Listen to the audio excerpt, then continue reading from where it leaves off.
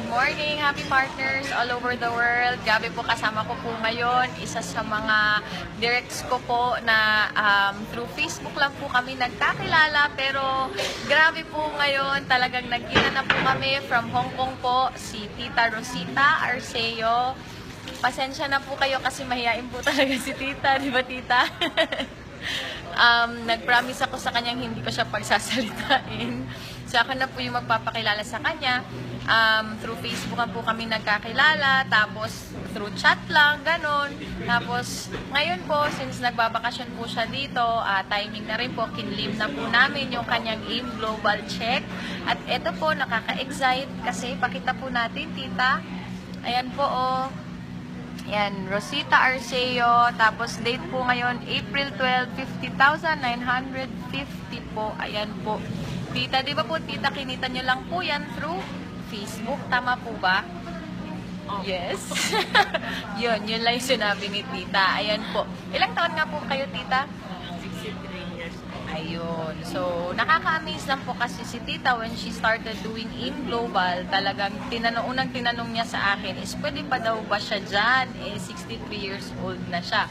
So, sabi ko, wala naman po ito sa edad-edad. Basta ang importante, kaya mo pang, alam mo yun, gawin. Kasi napaka-simple, napakadali lang po ng negosyo natin. At higit sa lahat po, ang pinakamasarap doon na feeling kasi kinita ni Tita yung amount na to.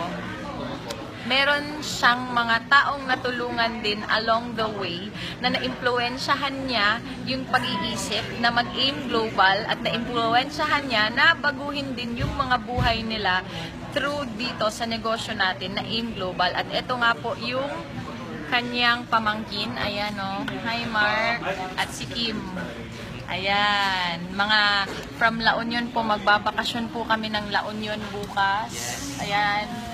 Yan po, tapos i-encash na po ni Tita yung kanyang cheque. Yan, congratulations po Tita, and may you have many more checks to come. Siyempre, pagkatrabahuan natin yan.